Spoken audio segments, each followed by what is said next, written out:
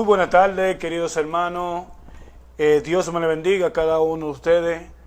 Otro programa más de la palabra del Espíritu Santo. Ya te sabe que todos los miércoles se ha convertido este programa en lo que es un toque de queda. Sabe que estamos por Televisión del Este, queridos hermanos. Como todos los miércoles, siempre sin más preámbulos, para darle la bienvenida al Espíritu Santo, porque siempre mora con nosotros. Pero siempre nos gusta entregarle el programa a nuestro Padre Celestial, porque el Espíritu Santo es el que nos abre los ojos para que nosotros podamos entender. A veces llevamos programas que son tan espirituales que solamente el mismo Espíritu Santo puede dar testimonio de su mismo espíritu. Así yo lo dejo con mi hermano Alfredo Almonte para que esté dando la palabra de bienvenida. Dios me le bendiga y Dios le guarde. Estamos aquí una vez más conforme a la voluntad del Espíritu Santo.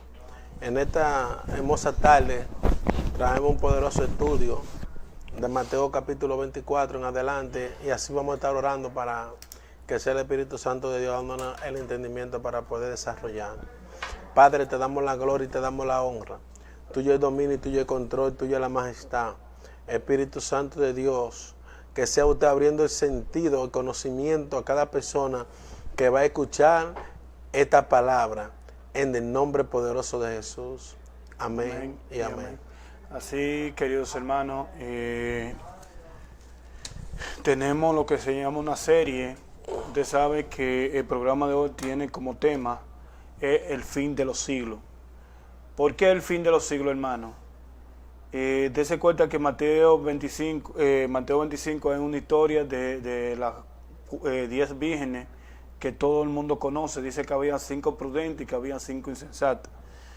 Creo que en este tiempo ya no podemos descuidarnos, ya todos tenemos que ser todos prudentes, tenemos que tener el aceite que es significado de la palabra de Dios. Tenemos que hoy en día mantenernos en las esquinas espiritualmente, orando sin cesar espiritualmente, meditando en la palabra. No podemos descuidarnos, queridos hermanos. Entonces sabe que estos conflictos que se han armado ahora en Israel, Palestina, y más ya el reino árabe, eso Mateo 24 se refiere a muchas cosas de eso. Entonces por eso hoy, querido hermano, el Espíritu Santo nos dio este estudio para nosotros poder desglosar. Inclusive anoche en los estudios eclesiásticos que uno tiene como doctrina, de repente nos entramos a este tema porque es un tema de uno hablar, es un tema de uno poder enseñar a cada persona. Sé, queridos hermanos, que este tema es amplio y uno tiene que, como me dijo mi hermano Alfredo ahorita, llevarlo con cucharita. Pero este tema yo quiero que ustedes lo disfruten, yo quiero que ustedes salgan edificados de este tema, porque este tema va a ser una secuencia y va a ser punto por punto que lo vamos a llevar a nuestros hermanos. Entonces esto de Mateo 24, estamos a la hora, ¿qué hora es en el reloj profético? Ya nosotros estamos al punto de que santo sea tu nombre, siento el Espíritu de Dios. Estamos a la hora ya del arrebato, de que ya nuestro Padre venga y ya nosotros, la iglesia, no vayamos con Él, pero tenemos que estar preparados, querido hermano. Si ustedes me ven que estoy como medio gagueando, es porque tengo una lucha, porque quiero hablarte en lengua, porque en realidad siento el poder de Dios. Sin más preámbulo, querido hermano, yo quiero hablar de Mateo 24, y yo voy a estar leyendo hasta el número 15, hermano Alfredo, para comenzar la secuencia de este programa y comencemos ya lo que es el estudio. Así, queridos hermanos, yo voy a estar leyendo en el nombre del Padre, del Hijo y del Espíritu Santo. Yo también digo amén. Amén. Todo en Mateo 24, versículo 1. Cuando Jesús salió del templo, que se iba, se le acercaron los discípulos. Santo sea tu nombre, Espíritu Santo de Dios. Para mostrarle la edificación del templo. Respondiendo él le dijo: ¿ven todo esto? De cierto os digo que no quedará piedra sobre piedra que no sea derribada. Y estando sentado en el monte de los olivos, los discípulos se le acercaron aparte, diciendo: digno, ¿cuándo será esta cosa? ¿Y qué señales habrá de la venida del fin de este siglo? Respondiendo Jesús le dijo: Miren que no os engañéis, porque es necesario, porque vendrán muchos en mi nombre, diciendo yo soy el Cristo, y a muchos engañarán, y oirán guerra y rumores de guerra. Miren que no os turbéis, porque es necesario que todo esto acontezca, pero aún no es el fin. Porque se levantarán naciones contra naciones, reino contra reino, y habrá peste, y hambres, y terremotos en diferentes lugares. Santo sea tu nombre. Y entonces se entregarán a tribulación, y se matarán, y serán aborrecidos de toda la gente por causa de mi nombre. Muchos trompezarán, y entonces se entregarán uno con otro, y uno con otro se aborrecerán. Y muchos falsos profetas se levantarán y engañarán a muchos. Y por verse multiplicado la maldad, el amor de muchos se enfriará. Mas el que persevera hasta el fin, este será salvo. Y será predicado este evangelio del reino en todo el mundo para testimonio de todas las naciones. Entonces vendrá el fin. Porque cuando vean el lugar santo, la abominación desoladora de que habló el profeta Daniel, el que lea, entienda. Cuando nosotros nos vamos a Mateo 24, queridos hermanos, aquí estamos viendo que aquí hay dos tipos de profecía. Hay una profecía para el tiempo anterior, pero también hay una profecía para este tiempo, hermano Alfredo. Amén. Entonces aquí tenemos dos profecías. ¿Y qué ha sucedido con la iglesia? La iglesia, a no saber cómo puede diferenciar de las dos profecías, la han ligado. Y han hecho lo que es un sancocho, hermano Alfredo. Porque en realidad no sabe cuando se habla de la profecía inmediata o cuando se habla de la profecía futura. Entonces por eso hoy nosotros estamos aquí llevándola esta secuencia de programa para nosotros decirle cuál fue la profecía inmediata que Jesucristo habló en ese instante y cuál es la profecía que nos toca a nosotros. Así, queridos hermanos, sin más preámbulo, yo voy a comenzar el estudio, o vamos a comenzar el estudio, y así yo lo voy a pasar con mi hermano y maestro y pastor Alfredo. Así yo lo dejo con mi hermano Alfredo. Amén, amén, amén. Dios me le bendiga. Yo estoy en el verso 1 de Mateo 24. El verso 1 donde usted le dijo. ¿Lo tiene? Sí, Mateo 1, claro. Mateo 24, 1. 1, claro, perfecto. Sí, lo puede leer. Sí, sí.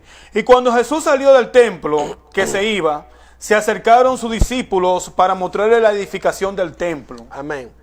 Si usted va al capítulo 23, usted va a ver que Jesús está hablándole al pueblo de Jerusalén. ¿Me puede leer el verso 38, por favor? Dice, y aquí vosotros, nuestra casa os dejará desierta. Y aquí vuestra casa os es dejada desierta. Amén. Jesucristo comienza diciendo, Jerusalén, Jerusalén, que mata a los profetas y apedrea a los que te son enviados. Y luego dice, vuestras casas quedarán deshechas. Entonces esto creó como una inquietud en los discípulos. Entonces ellos en el verso 1 de Mateo 24 le comienzan a mostrar el templo. Porque ellos entendían que el templo era algo hermoso, algo lindo, algo tan bonito, tan hermoso, ¿cómo se va a quedar acabado o va a ser un desierto? Lo van a dejar como un desierto. Porque eso, Mateo 23 al 38, le trajo como una inquietud. Entonces cuando tú entras y dices, ¿cómo que va a ser una inquietud? Cuando Jesús sigue hablando más adelante, ella explica por qué iba a ser o por qué lo iban a dejar deshecho el templo.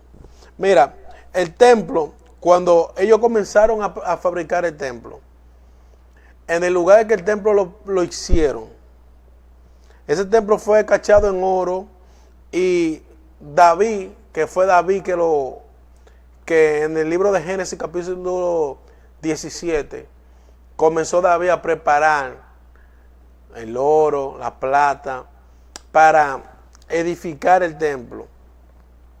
Cuando David va a hacer el templo, Dios le dice que no lo haga, Amén. que de la simiente de él iba a levantar un hombre que iba a hacer el templo. Pero para poder entrar en lo que es el templo, la gloria sea para Dios, porque a quien Dios le muestra, me gustaría que me buscara segunda de Crónica, hágame el favor. Sí. Crónica 2, segunda de Crónica, capítulo 3, verso 1. Segunda de Crónica 3, verso 1 dice, y comenzó Salomón a edificar la casa de Jehová en Jerusalén, en los montes de Moriah, que había sido mostrado a David su padre, en el lugar que David había preparado en la hora de Orná Jebuseo. Amén. Ahí es donde se le mostró a David que Dios quería que le hicieran el templo, porque recuérdate que David, mientras estaba corriendo o mientras el pueblo salió de Egipto, el arca de pacto siempre estuvo en una casa de campaña. Ahora, cuando Dios le dio tranquilidad a David, nació la intención de David de querer hacer un templo a Dios, un edificio para donde adorar a Dios. Ahora, llegó un día que la Biblia registra que Satanás incitó a David a que hiciera un censo. Cuando David hace el censo, muchos capitanes de los que trabajaban con David se le oponían, no lo haga el censo. David hace el censo. Cuando David hace el censo, vino la mano de Dios sobre David. Se levantó una peste en contra del pueblo. Cuando desciende el ángel que comienza a matar gente y trae esa peste, el ángel de Jehová, la Biblia dice que era el ángel de Jehová. Cuando el ángel de Jehová extendió las manos para acabar en Jerusalén, Dios del cielo, la Biblia dice que se arrepintió Dios de esa esta maldad y llamó al ángel. Cuando el ángel, Dios lo llama, el ángel se suspende entre el aire y el cielo, entre el cielo y la tierra. Pero llega un momento que el ángel posó su pie en tierra. No sé si me están siguiendo. No, claro que sí, claro que sí. Cuando el ángel puso los pies en la tierra, la Biblia dice que donde estaba el ángel, lo que había cerca era la heredad de Orná, el Jebuseo. Cuando David habla con el profeta, le dice que ahí el profeta, Dios le manda a decir a través del profeta, que ahí le haga el templo a Dios, o que le preparen el templo, pero que no se lo haga a él, porque él había derramado demasiada sangre, que no lo podía hacer él, sino uno de sus simientes, a su nombre sea la gloria. Gloria a Dios. Entonces la Biblia establece que David va donde Orná y le dice que le venda el terreno a un precio y que le dé los bueyes para ella hacer sacrificio. La Biblia establece que Orná, como era un hombre que estaba hablando con el rey, que estaba hablando con alguien de una posición económicamente, humanamente hablando, tenía una posición porque era el rey, él le dijo al rey, yo te voy a dar el terreno y te voy a regalar los bueyes. Pero aquí encierra una profundidad, porque David le dice, nada que no me cueste sacrificio, se lo sacrificaré a mi Dios. Véndeme el terreno, yo lo voy a pagar con por el precio que sea. Que es otro tema. ¿Me entiendes? No, porque hay gente que... Es otro tema. No, porque, claro. porque hay otra gente, y me voy a ahorrar el nombre, hay gente que para construirle algo a Dios viven pidiendo. No, lo voy a decir claro, ustedes lo ven con letrero en la calle. Yo dije que si iban a hacer otra vez el templo de Salomón, porque tienen más de un año pidiendo para construir un templo. Pero ese no es el tema, continúa, hermano. No, el punto no es tan solo eso. Escucha algo. David dice que nada que no le cueste sacrificio, no se lo va a sacrificar a su Dios. O sea que aquí todo lo que tú vas a obtener para Dios, tú tienes que tener un sacrificio para eso. No, tú no me estás entendiendo. No, explícame bien. Lo que yo estoy tratando de explicar es que si tú vas a hacer un ayuno, tienes que costarte sacrificio. Porque yo nada que no me cueste sacrificio, se lo voy a sacrificar a mi Dios. ¿Cómo es que yo voy a hacer un ayuno de que hasta las 12? ¿Que es sacrificio? Sí, hay mucho no sé. De que un silicio y de día me acuesto en la cama. Nada que no me cueste sacrificio, dijo David. Yo no se lo voy a sacrificar a mi Dios. Yo tengo que sacrificarle algo a mi Dios, algo que me guste, que me duela. Porque cuando Dios le pidió a Abraham que sacrificara ¿a quién? A su único hijo, algo que le duele, y él lo fue a sacrificar. Sí, pero el problema fue por Ismael. El problema no fue Ismael. El que le adoraba a ese muchacho. Ahí era que el problema. Él lo adoraba. Que tiene que sacrificar algo que te duela. Porque si no le duele, yo lo sacrifico y ya salí de eso.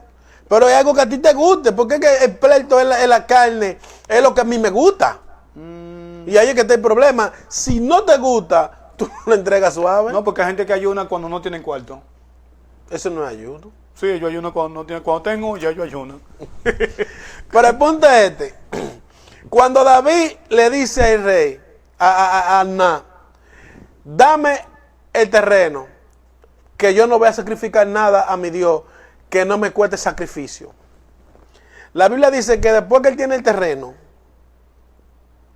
dice que reunió 100,000 talentos de oro, 1,000,000 de talentos de plata. Eso está en Primera de Crónicas, capítulo 22, verso 14, por favor. Primera de Crónicas. Capítulo 22, 14.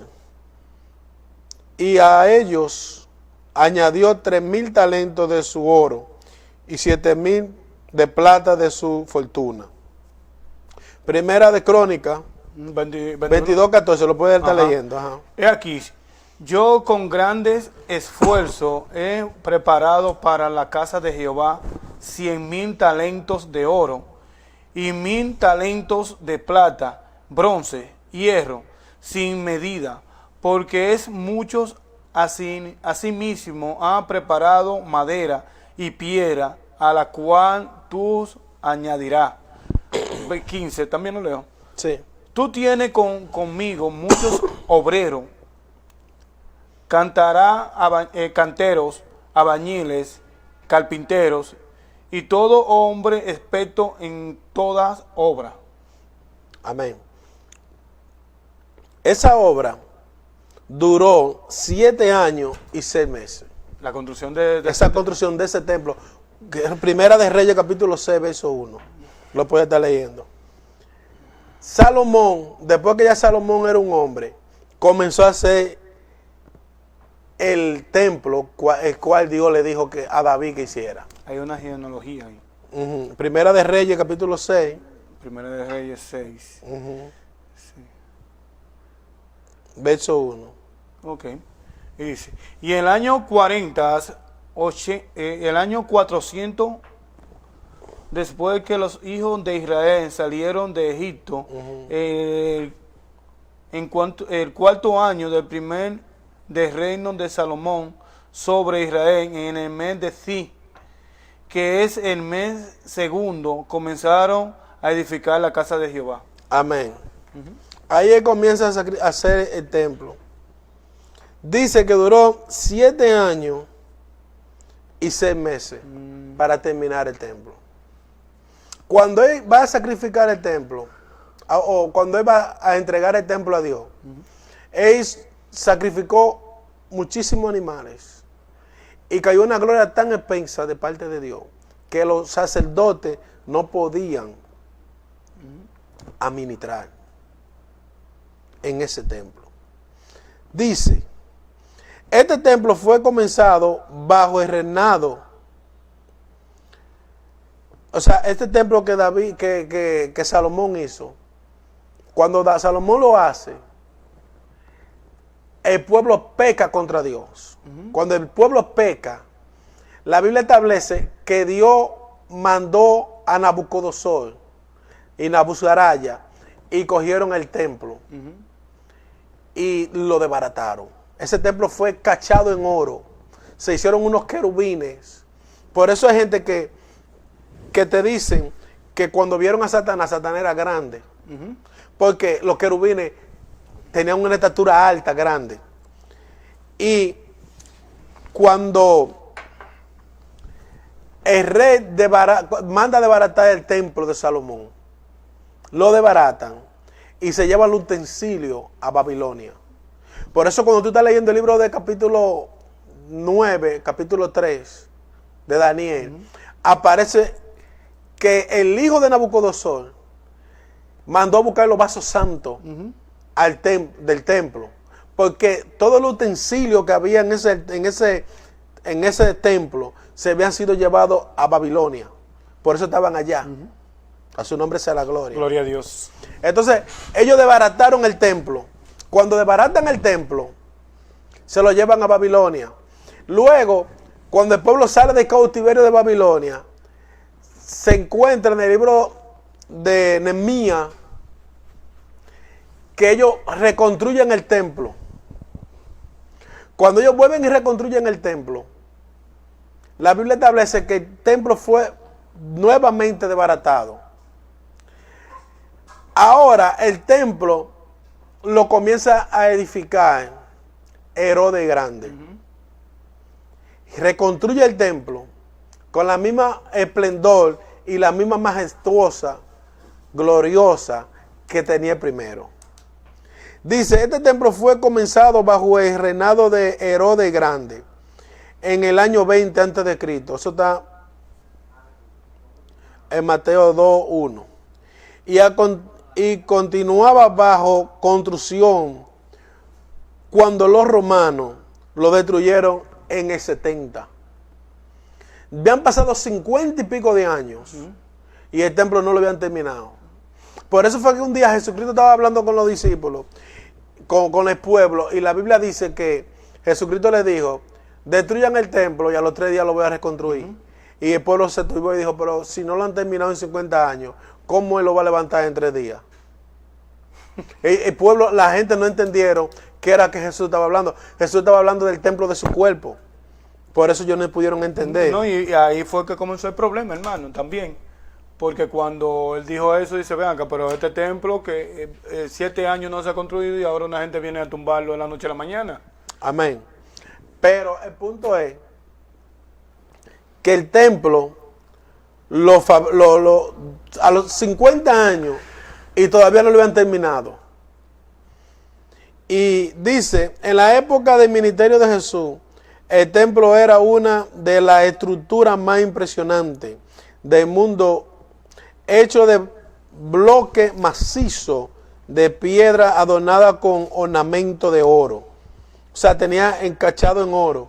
Algunas de las piedras del templo medían alrededor de 12 por 3 metros, extraída expertamente de la cátedra para casa, perfectamente una con otra. Los edificios del templo fueron hechos de reluciente mármol blanco. Oye bien, el templo era hecho en mármol blanco. Y cachado en oro, que reflejaba el sol por la mañana. Cuando leemos el verso 2 y en Mateo 23, 38, Jesucristo dice, la casa quedará desierta. Pero en el verso 2 de Mateo 24, ¿qué dice, por favor?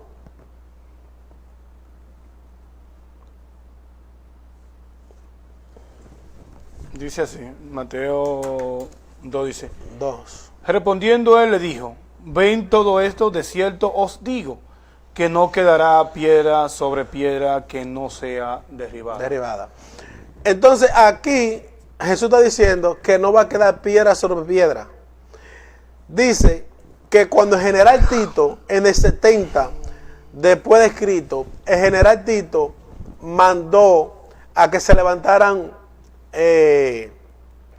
andamios al lado de la pared y le metieron palos, prepararon con palos, y cuando le dieron fuego, las piedras de mármol se explotaron Yo quiero hacerle una pregunta porque cuando comenzamos a hablar dijimos que el templo duró 7 años y medio Para hacerlo. para hacerlo, pero después usted dijo que eran 50 años.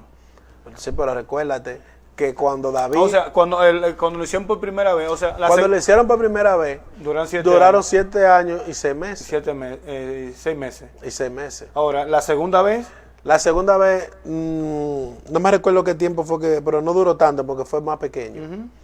Cuando lo hizo Zorobabel y Nehemías. Pero la tercera vez, cuando Herodes Grande comienza a hacerlo, dura aproximadamente 52 años. 52 años para hacerlo. Dice la Biblia que ellos le dijeron a Jesús que había durado 52 años para hacer el templo y no lo habían terminado. Pero te estoy hablando del templo el cual está ahora mismo en pie.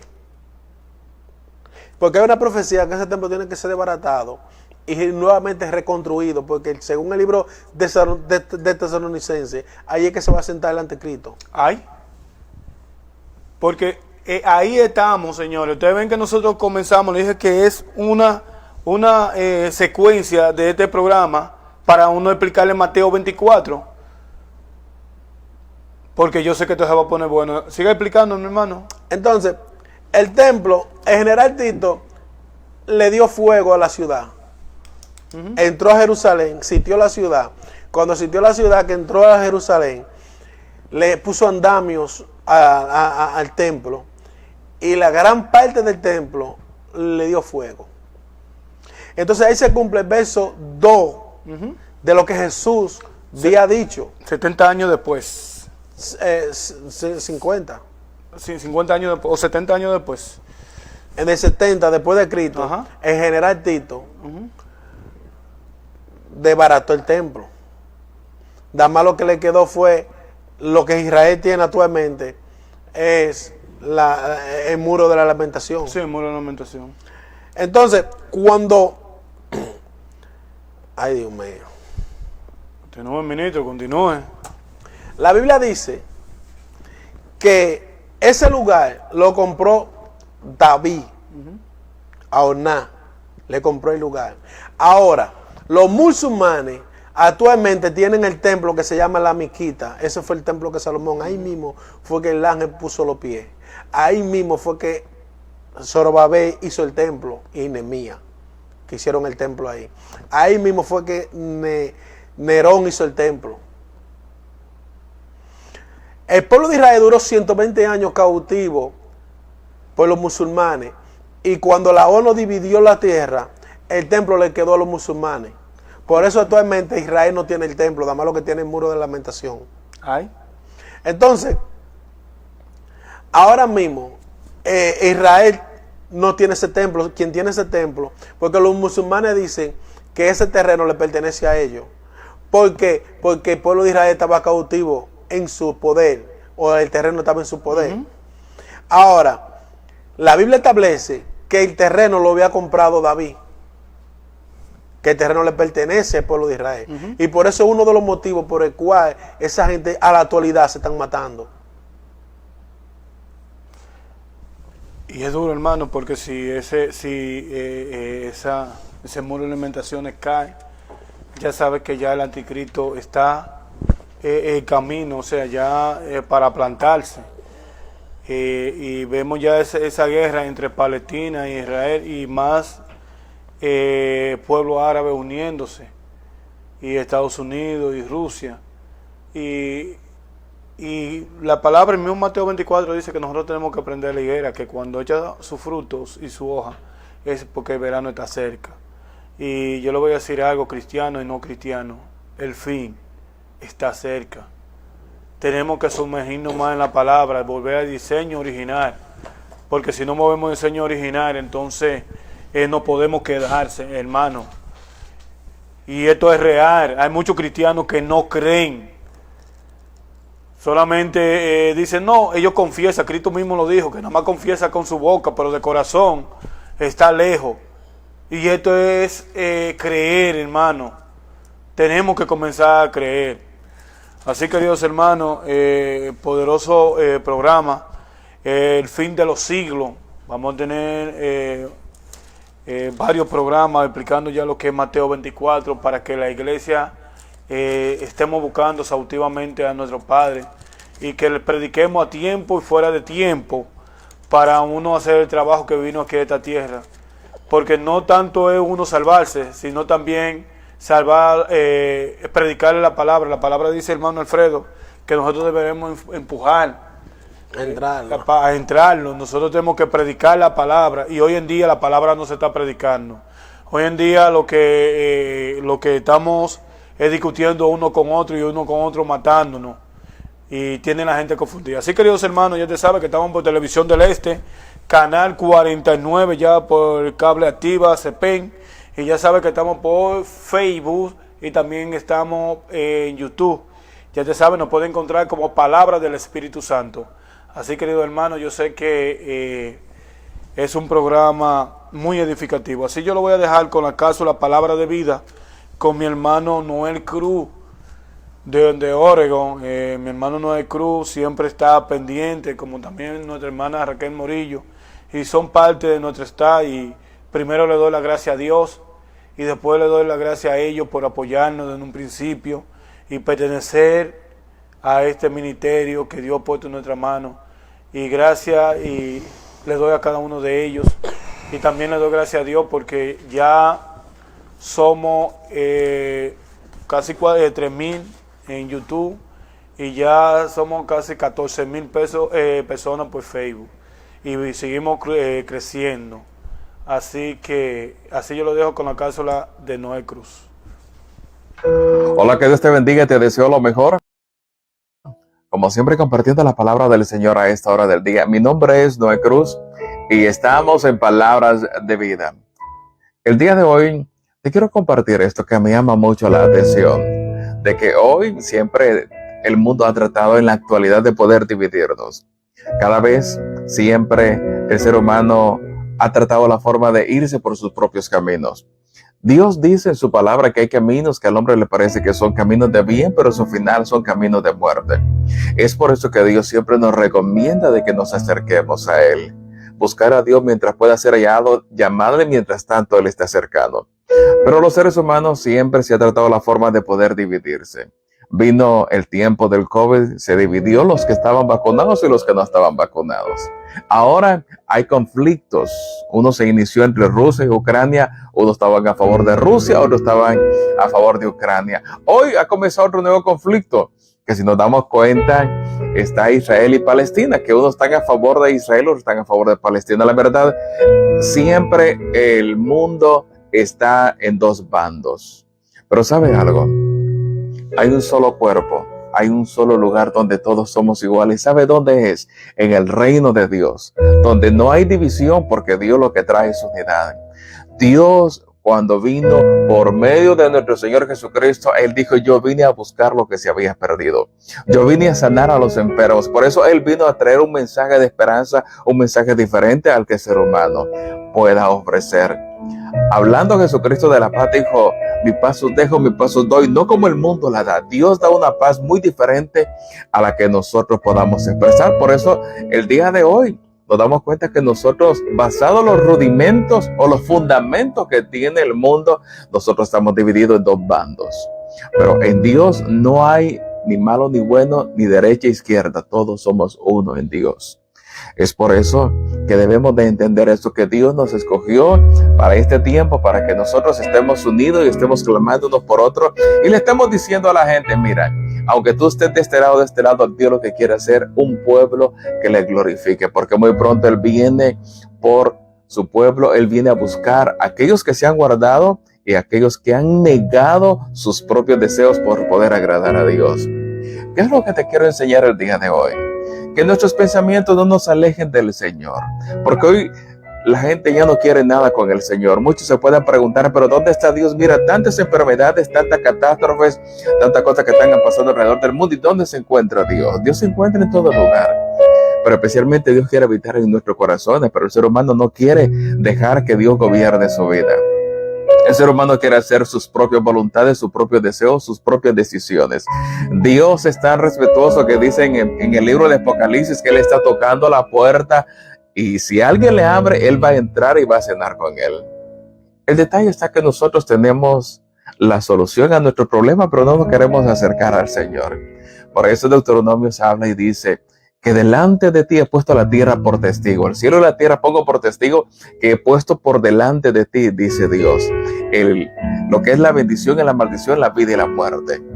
Cosas que Dios nos ha puesto delante de nosotros.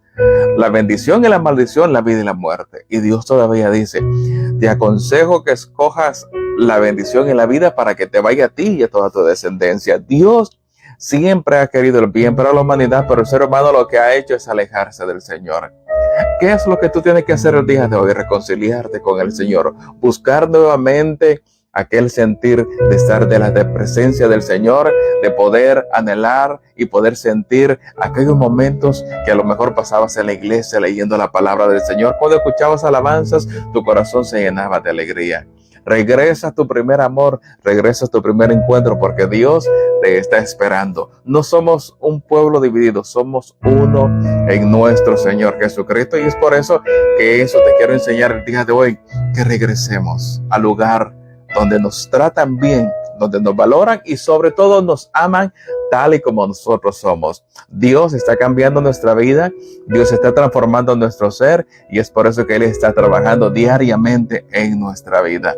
Recuerda que somos uno en Dios, porque Él vino a pagar un alto precio y Él dijo que murió por todo el mundo, por todo el mundo.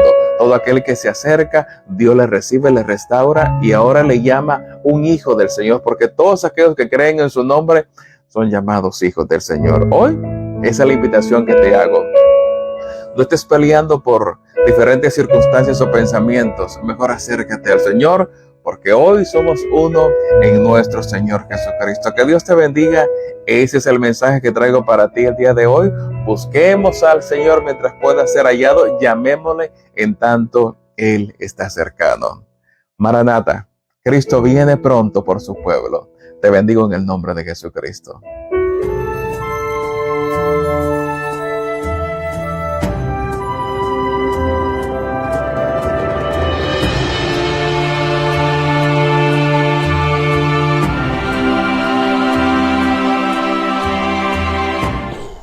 Bueno, querido hermano, este programa es súper especial. Este programa va a edificar muchas personas.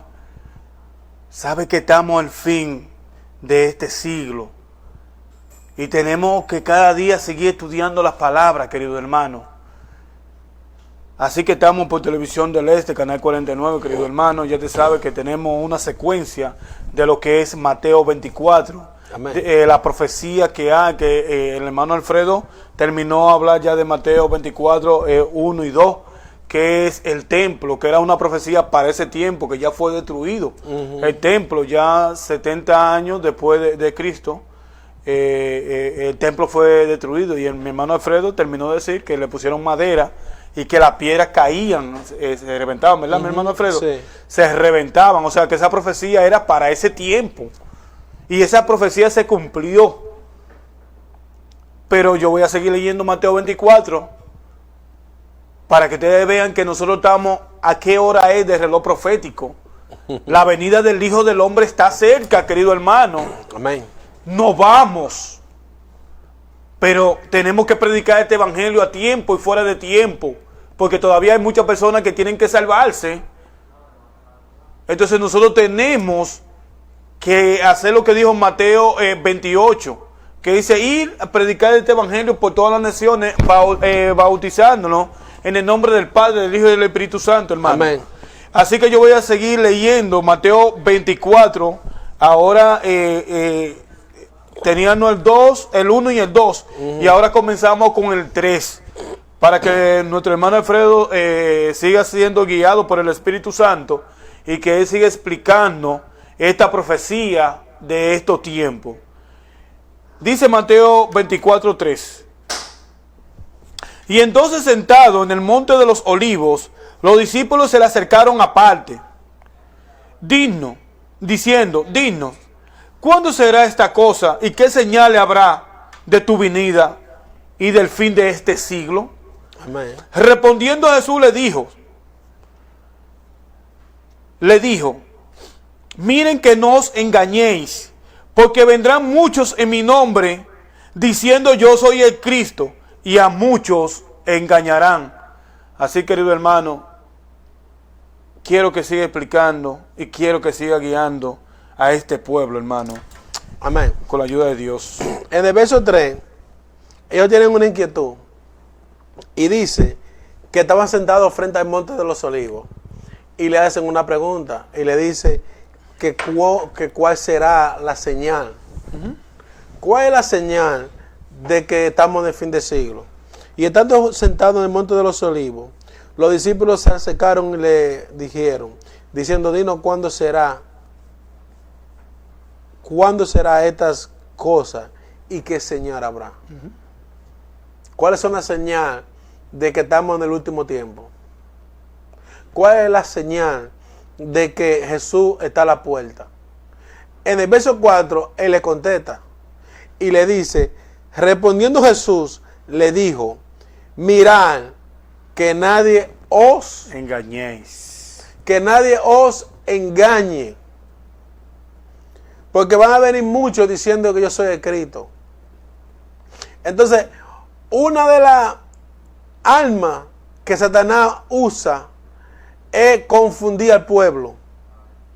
Pero ¿cómo puede confundir al pueblo, hermano Alfredo, si nosotros tenemos aquí las escrituras? O sea, nosotros somos guiados por la Biblia. ¿Cómo un pueblo puede ser engañado cuando en realidad nosotros tenemos la palabra de Dios? ¿Cómo puede ser engañado? Fácil. Vamos conmigo al libro de Segunda de Tesalonicenses, capítulo 2. Segunda de Tesalonicenses, capítulo 2.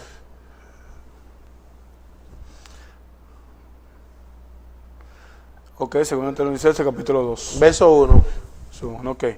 Pero con respecto a la venida de nuestro Señor Jesucristo y nuestra reunión con Él, os rogamos, hermano, que no os dejéis mover fácilmente de nuestro modo de pensar, ni os contumbéis ni por espíritu, ni por la palabra, ni por carta, como si fueran nuestros, en el sentido de que en el día del Señor está cerca.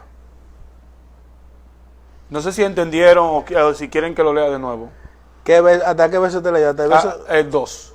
Léame el 3 también. Este dice, y nadie os engañéis en ninguna manera, porque no vendrá sino que antes que venga la apostasía y se manifieste en el hombre del pecado, los hijos de perdición. Pero, mire, yo voy a decir algo aquí, porque aquí la gente dice que la apostasía está de un lado y que nosotros es que tenemos la palabra, y aquí la apostasía está en todos lados. Es que hay un engaño. Mientras Jesús está diciendo que cuál es la señal de que viene, de que Él viene, Él dice, miren bien, que ahí viene un engaño. Viene un engaño. El arma que el enemigo está usando es un engaño. Lo que Él está usando para la manifestación de Cristo, del anticristo, es un engaño. Mira lo que Él dice en el verso 1, segunda de Tesalonicenses capítulo 2. Pero con respecto a la venida de nuestro Señor Jesucristo, quien está hablando el apóstol Pablo, dice, y nuestra reunión con Él, dice el apóstol Pablo, os rogamos, hermano, que no os dejéis mover fácilmente de vuestro modo de pensar, ni conturbéis, o sea, no se turben. Porque en Tesalonicenses había un grupo que decían, a mí me dijo el apóstol Pablo que no trabajara porque Cristo viene. Y dejó de trabajar y la iglesia tenía que mantenerlo. A tiempo completo. A tiempo completo. Había otros que decían, a mí el apóstol Pablo me mandó una carta que Cristo viene y yo no puedo trabajar. Tenía que mantenerlo la iglesia. Y había otro que decía, a mí se me apareció un espíritu. No el espíritu ñato que anda por ahí. No, se me apareció un espíritu y no voy a trabajar. y porque tengo que esperar a Cristo. Entonces el apóstol Pablo le manda esta carta y le dice, óyeme bien lo que dice en el verso 2, que no os dejéis mover fácilmente de vuestro modo de pensar, ni os conturbéis, ni por espíritu, para los que decían que tenían un espíritu, ni por palabra, como lo que decían que el apóstol Pablo le había dicho, ni por carta, a los que decían que Pablo le había mandado la carta, como si fueran nuestras, en el sentido de que el día del Señor está cerca. En el verso 3 dice, nadie os engañe en ninguna manera, porque no vendrá sin que antes venga la apostasía. ¿Qué es lo que es la palabra apostasía? Cuando tú vas al libro de Timoteo capítulo 1, verso capítulo 4, a donde habla la palabra apostasía, apóstatas, hay un apóstata. Gente que decían que esto era malo y ellos dicen que hoy es bueno. Se han hecho apóstatas. Han cambiado lo que ellos decían. Bueno, no se puede poner uno esta ropa, pero ahora eso no es nada. Se han hecho apóstatas. Está apostastando con la fe. O sea, la palabra apostatar es cambiar la fe. Cambiar lo que tú has creído. Cuando tú te conducías de una forma y ahora ya eso no es nada. Tú eres un apóstata. Entonces el apóstol Pablo dice aquí, nadie os engañe en ninguna manera, porque no vendrá sin que antes venga la apostasía. Pero eso está, hermano. La apostasía que habla el libro de Daniel. La desolación desoladora, sí, que está en Mateo 15. ¿Me está entendiendo? Entonces, la apostasía, tú no estás viendo que 20 años, 15 años atrás, cuando tú veías una mujer cristiana, tú ni valor tenías para verle la cara. No, claro que no. Ahora tú ves una cristiana y los tigres de barrio le enamoran. Sí, ¿qué es lo que le dicen? ¿Qué es lo que decía Elba? Meta mano. No, pero es la realidad. Es la realidad. La sierva de ahora y el mismo siervo, la gente lo tratan como que te cache cristiano. Hay un pastor que está diciendo, no, porque te cache cristiano. Amén. Entonces, una de las manifestaciones de que Cristo viene es la apostasía, como se ha decompuesto la sociedad. Ahora todo el mundo es una moda ser cristiano. Cualquiera es cristiano. Sí. Pero antes, cuando 20 años, 15 años atrás, cuando tú hablabas de un cristiano, tú tenías miedo de cristiano, un hombre de Dios. Claro. Ahora hay una moda, ahora cualquiera es un cristiano, ahora cualquiera es un profeta, ahora cualquiera es un evangelista, cualquiera, como decía Mite y Aarón, que el Espíritu Santo se había manifestado en ella y que iba a resucitar al tercer día. Y como no resucitó, dice que resucitó en el Hijo. Pero mire, es verdad lo que usted dice, hermano Alfredo. Porque yo me recuerdo que en el campo, una persona que le servía a Dios, inclusive en el campo los viejos, los sacerdotes lo tenían como dioses. Entonces la persona cristiana anterior tenía un respeto tanto que la gente lo buscaba. ¿Me entendiendo? Hoy en día también ese respeto está. Hoy en día el Espíritu Santo está en nosotros. Lo que pasa es que hoy en día la gente ha apostado tanto con la fe que la gente ve es un cristiano y ya se juegan dominotas sin camisa, varón. Porque se ha levantado lo que es la apostasía. No vendrá antes que venga la apostasía. Lo que viene delante es la apostasía. Por eso es que la iglesia está siendo sacudida. Por eso es que hay problema. Mira lo que dice Tesalonicense en el verso 4.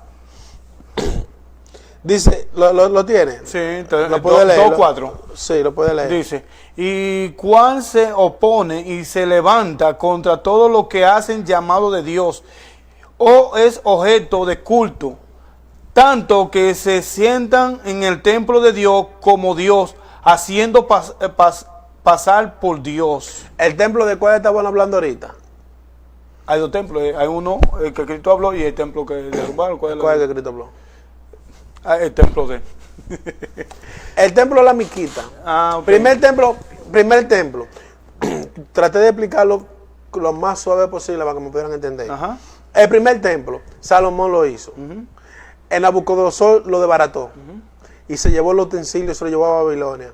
Por eso el hijo se murió, porque ahí vino la mano y escribió la pared, porque estaba bebiendo vino en una de las copas del templo, ¿no es verdad? Según templo, después que Nabucodonosor lo desbarata, Zorobabel lo hace, y Nehemías vuelven y lo reconstruyen, vuelven y lo desbaratan. Tercer templo lo manda a hacer Herodes Grande, el viejo, comienza a hacerlo en el 20. En el 70, el general Tito lo desbarata, le da fuego y las piedras de mármol se desbaratan. Pero ahora en Israel hay una profecía que el templo tiene que ser desbaratado nuevamente y reconstruido. Actualmente los israelitas tienen materiales guardados para reconstruir el templo. Cuando ese templo vuelvan y lo reconstruyan, quien se va a sentar ahí no es Dios. Según el libro de Tesalonicenses capítulo 2, quien se va a sentar ahí es el anticristo. Porque mira lo que dice el verso 4, dice, el cual se opone y se levanta contra todo lo que se llama Dios o es objeto de culto, tanto que se sienta en el templo de Dios como Dios, haciéndose pasar por Dios. Amén, amén. En ese templo quien se va a sentar es el anticristo. Cuando vuelvan y lo reconstruyan, que se va a sentar el anticristo y se va a hacer pasar como Dios. Gloria a Dios.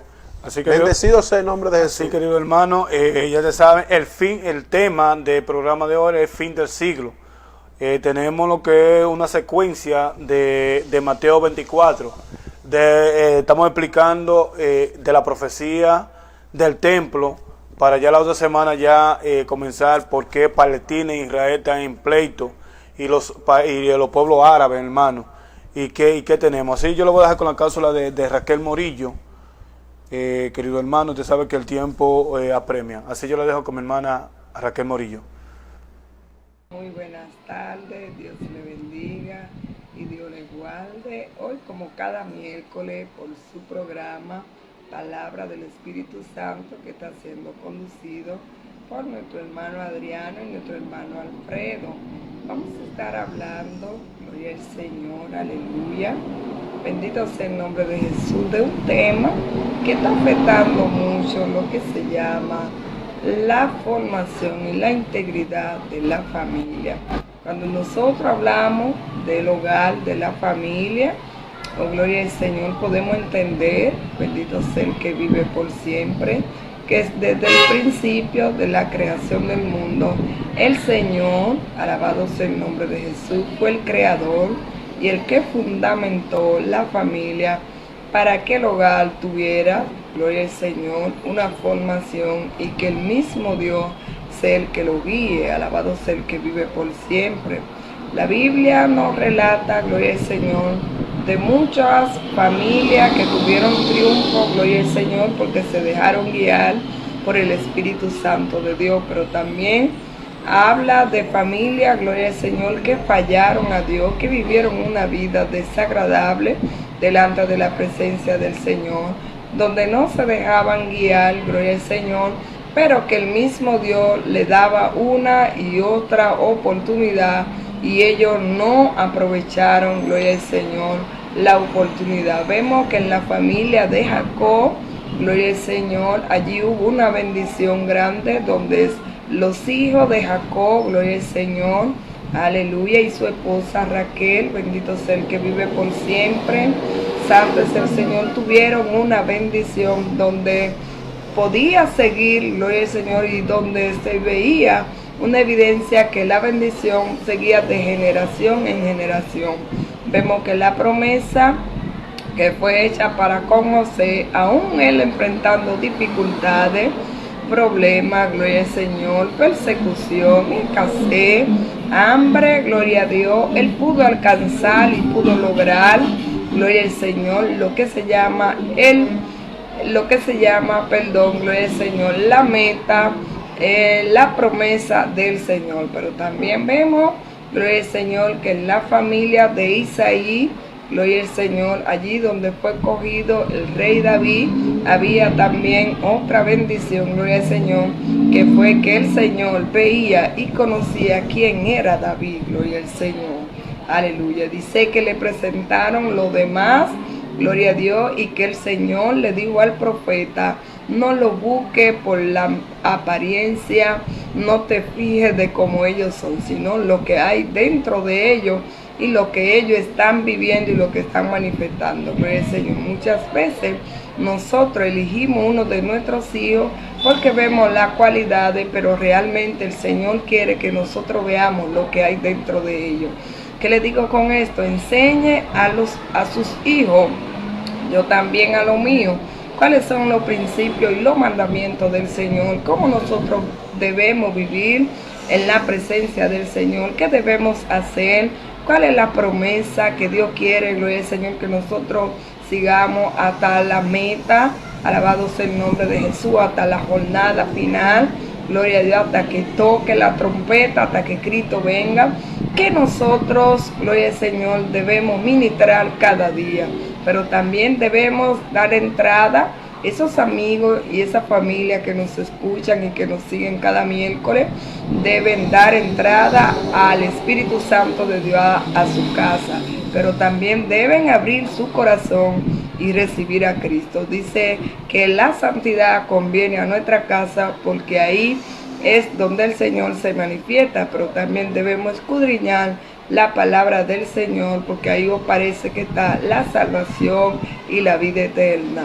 Entonces nuestra familia, tu familia le pertenecen a Dios. No te niegues, dale la oportunidad, deja que el Señor entre a tu casa, te guíe, Él se siente en tu hogar y sea el jefe y sea Él el autor, gloria al Señor, y que Él sea el que escriba el libro tuyo, alabado sea el que vive, como yo le he dado la oportunidad para que el Señor escriba mi historia y Él sea el que dirija mi familia. Cada día en el mundo no hay nada que buscar porque todo lo que hay es pasajero. Dios te bendiga y Dios te guarde.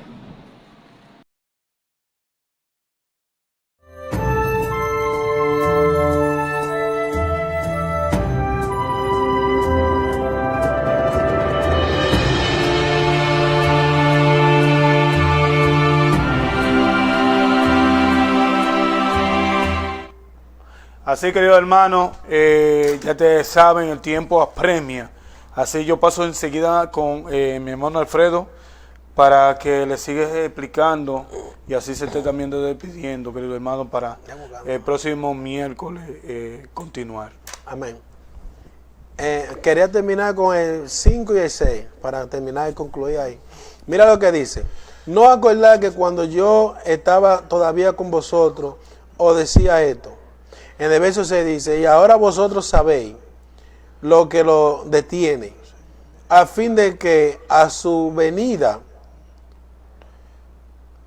a fin de que su debido tiempo se manifieste. El apóstol Pablo está diciendo que hay algo que está deteniendo al anticristo para que se manifieste. Cuando tú vas al libro de Apocalipsis, a donde habla de los sellos, dice que quien desata a Jesús, al anticristo, es cuando Jesús rompe el sello. Hay personas que dicen, no, que la iglesia es que está deteniendo al anticristo. La iglesia no. Quien tiene poder y autoridad para detenerlo es Jesús. Amén. Bendecido sea el nombre de Jesús. Con esto lo dejamos y la próxima semana vamos a estar tocando lo que es la barrusquia, la venida de nuestro Señor Jesucristo, con más profundidad, como dice Mateo capítulo 24. ¿Qué señales habrán antes de tu venida? Comenzamos con la primera señal, que ¿cuál es? El engaño. Claro. Comenzamos con la primera. La próxima semana vamos a estar desglosando punto por punto. Dios me le bendiga y Dios le guarde. Así también, queridos hermanos, también la próxima semana tenemos la profeta Cindy. La profeta Cindy también ha tenido revelaciones y Dios ha seguido demostrando y ella también va a dar un pequeño testimonio de lo que Dios ha dicho para los fines de este siglo. Simplemente, querido hermano, la venida de Cristo está cerca y tenemos que saber eso y tenemos que cada día sumergirnos y predicar el evangelio de tiempo y fuera de tiempo. Todavía hay personas que están afuera que son marcados por Dios. Hay personas que son marcadas por Dios y tienen que oír, porque dice que la fe viene por el oír. Así, queridos hermanos, ya ustedes saben, el próximo miércoles seguimos con este grandioso programa, una secuencia de lo que es Mateo 24 y el fin de este siglo. Así, queridos hermanos, que el Señor me le bendiga y que el Señor me le guarde a cada uno de ustedes. Así que nos vemos el próximo miércoles.